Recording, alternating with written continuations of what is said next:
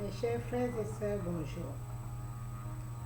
Comme vous le savez, des fois, je vous envoie des vidéos de détente pour rigoler un peu. Ce n'est pas parce que je me fous de votre vie ou je me fous de ce qu'on vit tous au Cameroun. Nous le vivons en deux, parce que on est toujours obligé de donner un peu pour que les autres soient un peu plus apaisés. Pour ceux qui en ont, et ils n'en ont même pas, d'autres donnent les aides sociales qui doivent nourrir leurs enfants en France, que si l'État se rend compte que l'argent qu'elle a envoyé au Cameroun et l'argent qu'on a payé la CAF pour que ses enfants puissent aller à l'école, on lui coupe ses aides. Ce qui m'amène ce matin, c'est que je ne comprends pas.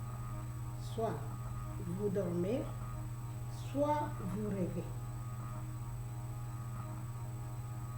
La femme au Cameroun doit être à la première loge aujourd'hui pour se battre, parce qu'on a trop souffert. On a assez souffert.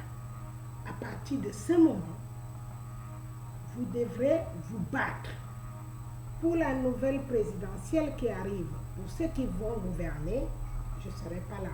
Je vous préviens, je ne suis pas là-dedans. Mais j'ai accouché. J'ai de la famille. Et vous êtes mes compatriotes. Vous allez gouverner le nouveau Cameroun. Ça, c'est sûr et certain. J'oublie ce qui vient de se passer au Gabon, je m'en fous, c'est éphémère, je veux dire. Mais je pense que vous avez les capacités de vous battre au Cameroun, parce que nous ne sommes pas des illettrés. Nous avons, comme j'ai souvent cité, on a eu la chance d'avoir 3 sortes de pays dans notre vie, et ça coule dans les gènes, comme j'ai toujours répété, c'est dans les gènes. J'ai jamais connu mon père en tant que voici Assal et voici Eliane, voici mon comme jouer entre ça, c'est tabou même déjà chez nous, c'est pas facile. Mais nous les femmes, nous avons souffert, on souffre toujours. On doit penser à nos parents qui ont souffert, nos grands-mères qui ont souffert, nos sœurs, nos tantes, celles qui sont ici en France, qui souffrent le martyr. Il y a un marché ici qu'on appelle le Château Rouge. Excusez-moi, parce que quand je parle du problème du Cameroun, c'est la sueur qui coule sur moi. Je suis dedans, il y a la clé. Mais c'est choquant pour nous autres qui sommes nés dans les années 70. Dans les années 70, on a vécu une belle vie. On a eu des enfances joyeuses. Surtout moi, une fille, moi je peux me le vanter. J'ai eu une enfance joyeuse, un bébé, quand j'étais bébé. Après 10 ans, tout a changé. En 84, 14 ans, et c'était déjà un autre règne qui a pris. Bon, j'ai pas trop envie de m'appuyer sur la présidentielle.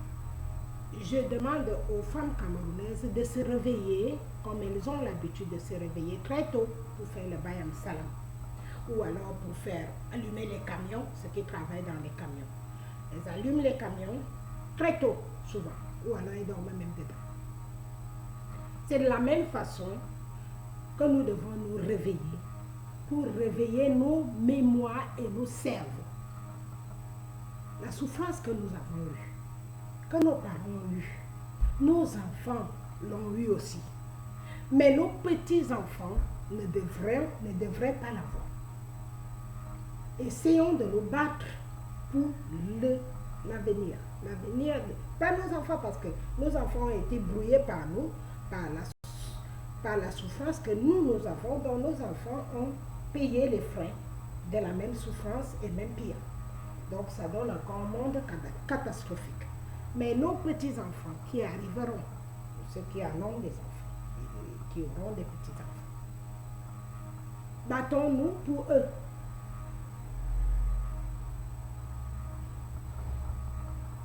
je ne suis pas riche.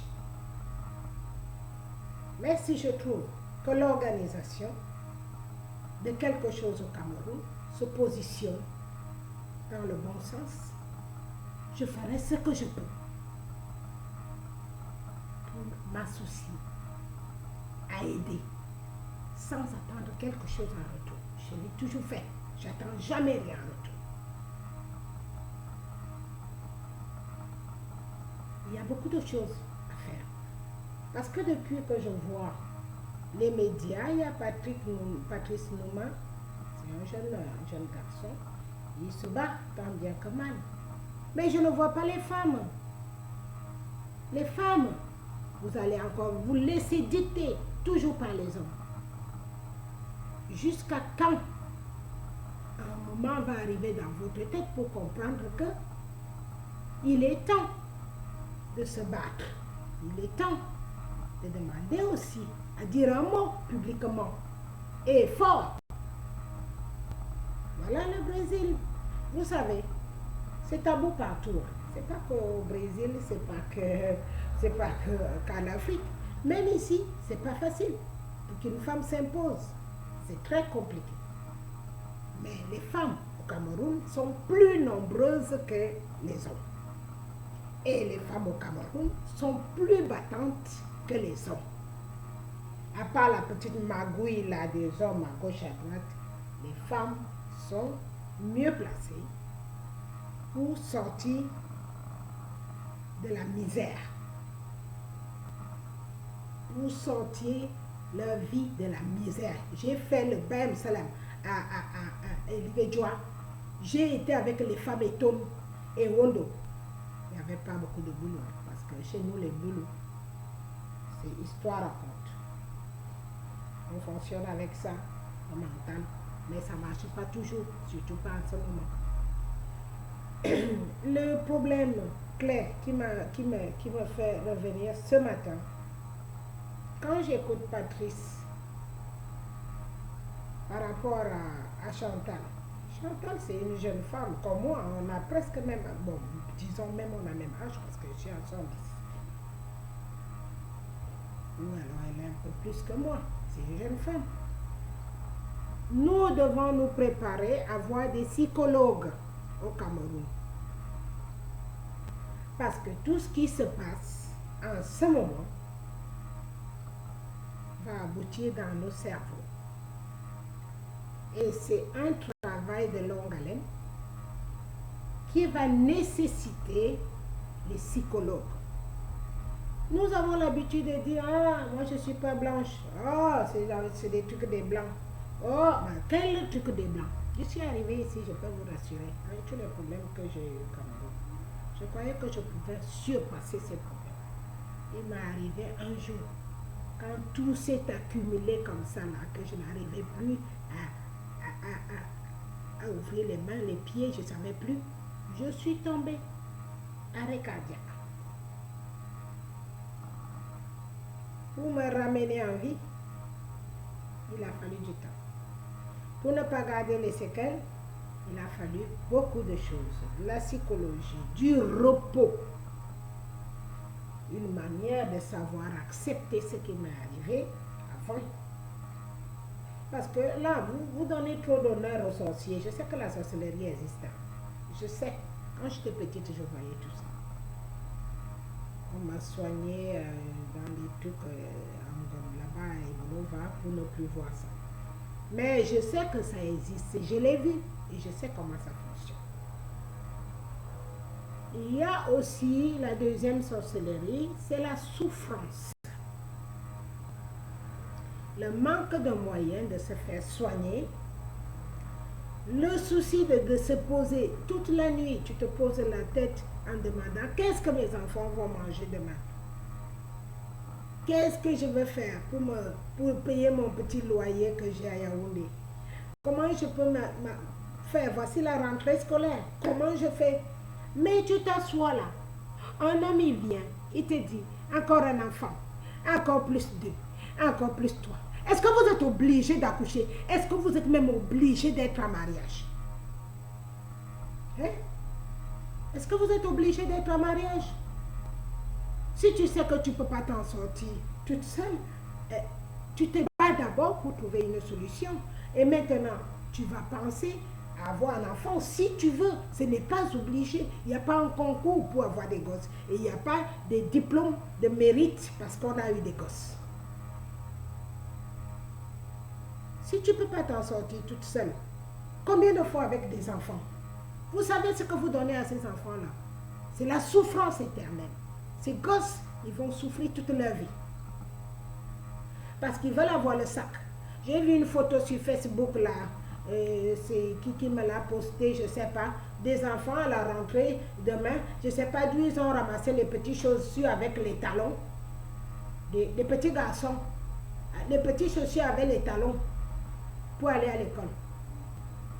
Pourquoi faire? Hein? Comment vous pouvez accepter accoucher si vous savez que vous ne pouvez pas vous en sortir? À l'époque, nous, on le faisait, on n'avait pas de télévision, on n'avait pas de médias, on n'avait personne pour nous aider, on n'avait rien, nul et rien.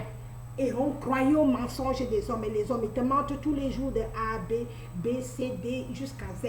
Ils te disent les mots que tu as envie d'entendre. Est-ce que tu as réfléchi que c'est que des mots que tu as envie d'entendre? Moi, je vois dans ma famille, toutes les femmes qui ont des gosses là, je n'ai jamais vu les pères. Hein? Les petites soeurs là que j'ai derrière moi, je ne connais pas où sont les papas. Et pourtant, quand j'ai eu ma dose, je leur ai prévenu que c'est dangereux. C'est dangereux, ce n'est pas parce que je vous refuse d'avoir des enfants, c'est de votre choix. Et pourquoi vous voulez me tuer maintenant parce que je ne m'occupe pas de vos enfants? Je me suis occupée de mes enfants toute seule. Il n'y a personne qui m'a aidée et parce que j'ai cru aux bêtises que nos grands-mères croyaient aussi. Que quand tu fais l'enfant avec un homme, obligatoirement, il va t'épouser. Ou alors parce que on risque de dire que je n'ai pas des enfants. Qui le dit? Je suis ici en France, les blanches font le choix de ne pas avoir d'enfants parce qu'elles sentent sur elles-mêmes qu'elles ne peuvent pas. Le mariage n'est pas forcé. Avoir des enfants, ce n'est pas non plus forcé. Ce n'est pas un concours. Ce n'est pas un concours. Tu te signes le suicide tout seul quand tu t'engages à faire des gosses. Tu sais bien que c'est à vie. C'est à vie. Ça ne s'arrête pas en chemin. Donc il faut réfléchir avant. On réfléchit et on le fait. Il n'y a pas de médicament pour attraper un homme. Aucun médicament n'existe. Si vous voulez faire l'amour entre vous ou bien quoi, le temps que l'amour existe, elle existe, mais dès qu'il y a une autre qui vient, ça déchante tout ça et ça passe de côté et toi tu restes là comme un mortier, qu'on pile le mille dessus. Réveillez-vous, voilà la politique qui ouvre les mains. Levez-vous et battez-vous, quitte à mourir parce qu'on s'est battu pour quelque chose. Levez-vous. Parlez ce qui vous dérange. Essayez de proposer les sujets. Parlez-en à ceux qui ont la bouche pour parler devant les médias. Essayez de leur expliquer le désarroi et comment est-ce qu'on peut essayer d'arranger les situations. Comme ça, nous qui sommes, peut-être moi qui suis à l'étranger, je peux trouver quelques petites solutions après la descente de votre gros président de la République parce que moi, je n'ai plus de mots à dire avec lui. On n'a plus rien à se dire. J'essaie de parler pour ceux qui resteront. Parce que je sais bien que si lui-même ne lève pas les mains gentiment pour laisser les élections, il y aura le bain de sang. Les Gabon, ils ne sont rien, c'est 2 millions. Ils ont voulu se battre quelques jours. Quelques jours seulement, il y a eu des morts. Pour 2 millions, nous sommes 18 millions. Bientôt 20. Je ne sais même pas si on n'a pas encore atteint 20. Qui compte même? Qui compte même le Cameroun? Il y a les gens qui sont encore aujourd'hui sans acte de naissance. Dans certains villages. Qui compte? Donc moi, je viens là me dire, depuis que je vois les gens intervenir, essayer de parler de ce qui dérange. C'est nous les femmes qui accouchons. Et la plupart du temps, c'est nous qui élevons ces enfants, toutes seules. Je regardais l'exemple de ma famille là. Comme vous êtes tellement ignorant ou alors vous oubliez ma famille. Quand j'ai accouché, Ils m'ont abandonné avec des gosses. Il n'y a personne qui est venu à mon secours. Personne. Personne. Des fois, on me nommait mes enfants que c'était des petits serpents. Aujourd'hui, je me retrouve avec ces mêmes monstres des hommes de ma famille qui s'accrochent derrière mes enfants comme ça pour essayer de ramasser un centime. Les hommes de chez nous n'ont pas honte. Les hommes camerounais et même africains n'ont pas honte. Levons-nous les femmes et battons-nous. On s'en sortira. Ceux qui mourront, mourront. Ceux qui resteront, resteront. Mais il faut se battre. Arrêtez de vous... si je ne fais pas les enfants, je ne serai pas mariée. Qui t'a dit ça? Qui t'a dit ça? Tu ne seras pas marié. Il s'en fout, même si tu lui fais 20 enfants. Quand il veut te faire foutre dehors, il te fout dehors. Il n'a rien à foutre de tes 20 enfants. Il s'en fout. L'homme africain ne réfléchit pas à son zizi. Toi, tu réfléchis de la même façon? Non. Tu te soucies de l'enfant. De l'enfant, et c'est jusqu'à ta mort que tu t'en soucieras. Parce que l'enfant, ce n'est pas un jouet. Ce n'est pas un jouet. Un enfant a besoin de l'amour. Un enfant a besoin de l'attention. Et un enfant a surtout besoin qu'on écoute. Et qu'on l'aime. Et surtout qu'on l'amène à l'école, qu'on la ramène à la maison, qu'on fasse ce qu'il y a de bien pour lui, veut s'habiller au mieux et tout. Vous vous rendez compte les malheureux, autant de malheureux que vous faites en Afrique. Tous les jours, vous faites des malheureux, des malheureux, des malheureux qui resteront malheureux toute leur vie, comme moi, j'étais restée malheureuse après la mort de ma mère. Ça ne s'oublie pas. Après 40 ans, c'est comme si j'ai vu tout ça hier. C'est comme si c'était entré dans ma tête hier. C'est comme tout ce qui m'est arrivé était arrivé hier. Réveillez-vous. C'est quoi le problème? Il y a déjà les médias, vous voyez tout. Il y a tous les pays. Vous arrivez à voir comment ça fonctionne dans des pays voisins, à gauche, à droite, au milieu. Qu'est-ce que vous voulez de plus pour comprendre? Essayez de se poser la question. Essayez de prendre des bonnes décisions. D'où est ma façon de réagir? C'est juste pour la cause des femmes. Les hommes, ils ont assez de force pour se battre. Ils ont de l'énergie, ils ont de la force physique. C'est à eux de déstabiliser le gros lion qui dérange tout le monde. C'est pas nous. Mais malheureusement, comme vous voyez que les femmes, les hommes de chez nous, ils ont pris la place des femmes. C'est les femmes qui deviennent des hommes. Ce sont les femmes qui deviennent des hommes. Alors dans ce cas-là, levons-nous et puis faisons ce qu'il y a à faire. Faisons ce qu'il y a à faire pour l'avenir de nos petits-enfants. Parce que la génération entre 80 et 2010 est naze, comme on dit en Europe. C'est naze. Mais moi, je ne suis pas une riche, je vous répète, je suis quelqu'un qui prie beaucoup pour la vie et la santé de tout le monde. C'est à vous les femmes maintenant de se lever et dire, nous avons besoin de ci, de ça, pour rétablir notre pays et pour essayer de faire avancer les enfants qui sont déjà nés et qu'on n'a plus de solution. C'est comme ça, il faut essayer de leur pousser au plus loin. Mais ceux qui ont encore la fragilité de prendre la pilule, ou alors de savoir dire non à un homme qui te fait la misère, et que tu sais bien que ça n'ira jamais plus loin. Ou alors c'est un homme qui est déjà marié, qui te fait croire qu'il va chasser sa femme pour toi, tu te fais des rêves. Ce sont des rêves. Et ce sont des rêves qui deviennent cauchemars. Alors, faites attention. Ouvrez vos oreilles, regardez ce qui se passe et réfléchissez. Oubliez un peu de sexe. Ça n'a rien à voir. Ça, c'est toute ta vie. Tu n'as même, un moment, tu n'auras même plus besoin. Arrange d'abord ta situation de vie. Avant de dire que je ou l'autre a fait des enfants, il faut que j'en fasse. Les enfants, c'est un bagage impérissable. Un ruisseau qu'on ne peut jamais vider. Jusqu'à la fin de ta vie. Même quand ils sont grands, tu te poses toujours la question. Est-ce qu'il me reviendra entier? S'il sort la nuit, tu vas te demander, est-ce que les bandits ne vont pas le tuer? C'est le rôle d'une maman.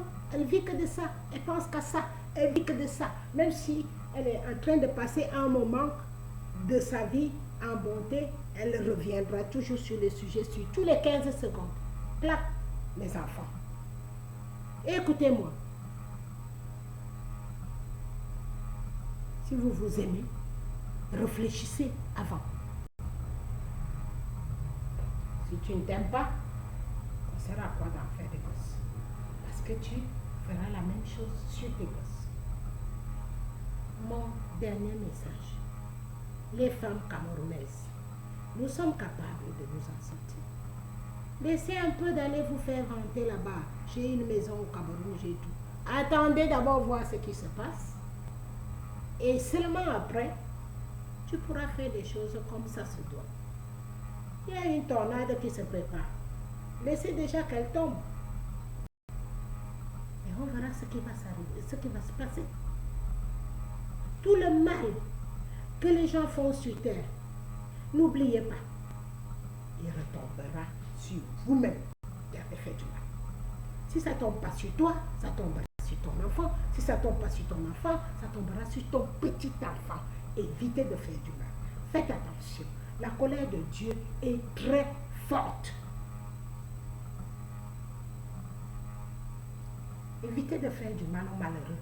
Évitez de faire du mal aux orphelins. Évitez de faire du mal aux veufs. Évitez de faire du mal aux femmes seules. Et aux pauvres pour couronner tout. Je vais m'arrêter là. Vous savez, j'aime pas trop parler longtemps. Je vais m'arrêter là. Et on regarde sur l'avenir. Je vous ai donné des liens. Ce n'est pas comme si je n'ajoute pas certaines personnes sur Facebook, c'est parce que j'ai un Facebook professionnel. Ça fait qu'il y a des choses que je ne peux pas mettre et je ne peux pas discuter tout le temps parce qu'il y a des gens qui viennent pour discuter. Mais je vous ai laissé l'opportunité de me laisser des messages au cas où. Et moi, je verrai ce que je peux faire. Merci.